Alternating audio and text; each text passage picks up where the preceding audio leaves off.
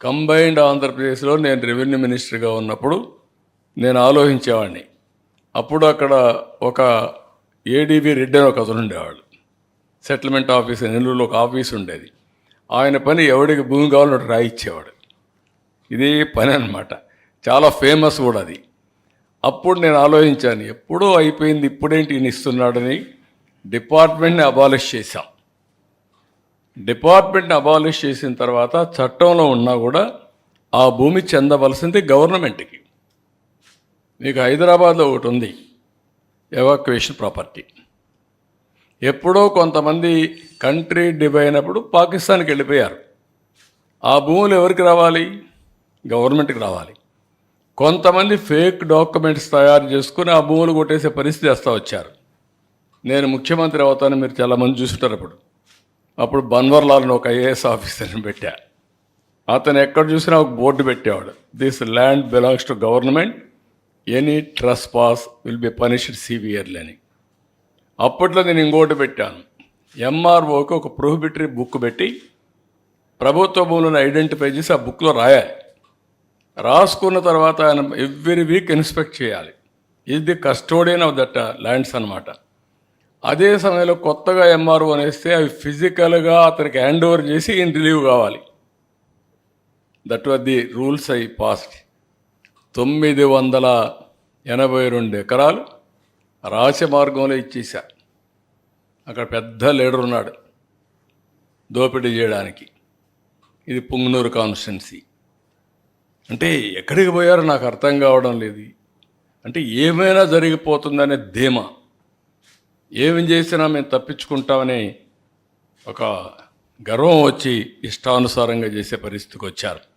ఇవన్నీ కూడా fake documents వీళ్ళు క్రియేట్ చేసుకున్నటువంటివి. 982 ఎకరాలు మొన్నే పట్టా చేసుకునే పరిస్థితికి వచ్చారు. ఇంకొక పక్కన దీంట్లో మనం చూసినప్పుడు ప్రైవేటు వ్యక్తులను కూడా ల్యాండ్ టైటిలింగ్ ఆఫీసర్గా పెట్టుకోవచ్చు. అంటే ఆయన సాక్షిలో పనిచేసిన పెడతాడు. మన సాక్షిలో పనిచేసిన గవర్నమెంట్లో పెట్టాడు. అదే మరి వాళ్ళ గుమస్తాలందరినీ తీసుకొచ్చి పెట్టుకునేవాడు. అంటే ఎంత అహంభావం. అందుకే ఈ యాక్ట్ని ఫస్ట్ క్యాబినెట్లోనే తీసుకొచ్చాం, రద్దుకు రికమెండ్ చేశాం, దాన్ని రద్దు చేస్తున్నాం. కానీ ప్రజలకు తెలియాలి, ఆ యాక్ట్ యొక్క వివరాలు ప్రజలు చర్చించాల్సిన అవసరం ఉంది. అందులో ఉండే దురుద్దేశాలని అర్థం చేసుకోవాలని చెప్పి నేను కోరుతున్నా. నెక్స్ట్,